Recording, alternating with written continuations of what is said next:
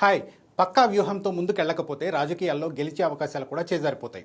ఎన్నికల సమయంలో ఎంత స్ట్రాటజిక్గా వ్యవహరిస్తే విజయం అంతగా స్వాగతం పలుకుతుంది. మూడోసారి అధికారం వస్తుందా రాదా అన్న టెన్షన్లో ఉన్న కేరళ అధికార కూటమి ఎల్డీఎఫ్ అభ్యర్థుల విషయంలో మాత్రం పక్కా స్కెచ్తో ముందుకెళ్తోంది. కాంగ్రెస్ నేతృత్వంలోని యూడీఎఫ్ కూటమి ఇంకా మేనమేషాలు లెక్కిస్తుంటే కామ్రేడ్స్ మాత్రం 100 మందికి పైగా అభ్యర్థులతో జాబితాను విడుదల చేసి ప్రచారాన్ని హోరెత్తిస్తున్నారు.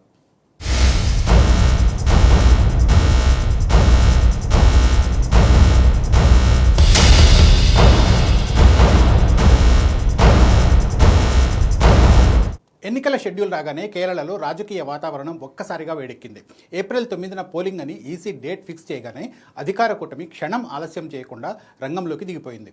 ఈ ఎన్నికల రేసులో అధికార లెఫ్ట్ డెమోక్రటిక్ ఫ్రంట్ ప్రతిపక్ష యునైటెడ్ డెమోక్రటిక్ ఫ్రంట్ కంటే ఒక్క అడుగు ముందుకేసి పైచేయి సాధించింది. ఎల్డీఎఫ్ కూటమిలోని ప్రధాన పార్టీలైన సిపిఐఎం, సిపిఐలు విడివిడిగా తమ అభ్యర్థులను ప్రకటించాయి. సిపిఐఎం 81 స్థానాలకు అభ్యర్థులను ప్రకటించింది. ఇందులో 75 మంది పార్టీ గుర్తుపై పోటీ చేస్తూ ఉండగా 6 స్వతంత్రులుగా బరిలోకి దిగుతున్నారు. ముఖ్యమంత్రి Pinarayi Vijayan, LDF convener TP రామకృష్ణన్తో సహా పలువురు కేబినెట్ మంత్రులు ఈ జాబితాలో ఉన్నారు. మరోవైపు సిపిఐ 25 స్థానాలకు అభ్యర్థులను ప్రకటించింది. మిగిలిన మిత్రపక్షాలు కూడా త్వరలో తమ అభ్యర్థులను ప్రకటించనున్నాయి. ఒకవైపు అధికార ఎల్డీఎఫ్ అభ్యర్థులను ప్రకటించి రోడ్ షోలతో ప్రచారంలో స్పీడ్ పెంచితే, మరోవైపు ప్రతిపక్ష యూడీఎఫ్లో సీట్ల సర్దుబాటు ఇంకా కొలిక్కి రాలేదు. కాంగ్రెస్ సీనియర్ నాయకులు ఇండియన్ యూనియన్ ముస్లిం లీగ్తో ఎర్నాకులంలో రహస్య సమావేశాలు నిర్వహిస్తూనే ఉన్నారు. సెంట్రల్ కేరళలో తమ రాజకీయ స్థావరాన్ని విస్తరించుకోవాలని భావిస్తున్న ముస్లిం లీగ్ అదనంగా మరిన్ని సీట్లను డిమాండ్ చేస్తూ ఉండడంతో సీట్ల పంపకం కాంగ్రెస్కు పెద్ద సవాల్గా మారింది. తిరువంబాడి, పట్టాంబి లాంటి కొన్ని నియోజకవర్గాల్లో సీట్ల మార్పిడికి కూడా ప్రతిపాదనలు వస్తూ ఉన్నట్లు సమాచారం. కేవలం మిత్రపక్షాలతోనే కాదు, కాంగ్రెస్ పార్టీ అంతర్గతంగా కూడా సవాళ్లను ఎదుర్కొంటోంది.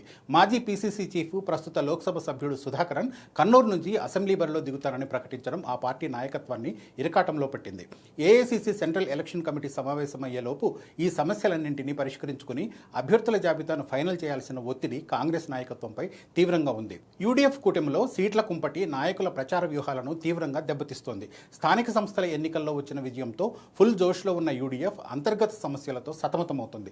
ఓవైపు ఎల్డీఎఫ్ ప్రచారంతో దూసుకుపోతూ ఉంటే కాంగ్రెస్ కూటమి మాత్రం సీట్ల లెక్కలు తేలక సతమతమవుతుంది. కేరళలో మొత్తం 140 అసెంబ్లీ స్థానాలుంటే కనీసం 100 స్థానాల్లో గెలుస్తామని యూడీఎఫ్ మొన్నటి వరకు ధీమాతో ఉంది. తీరా షెడ్యూల్ వచ్చేసరికి సీట్లు సర్దుబాటు కాక తలపట్టుకుంటుంది. ఈ పరిణామాలు ఏ కూటమికి కలిసొస్తాయో తెలియాలంటే మరో నెల రోజులు ఆగాల్సిందే.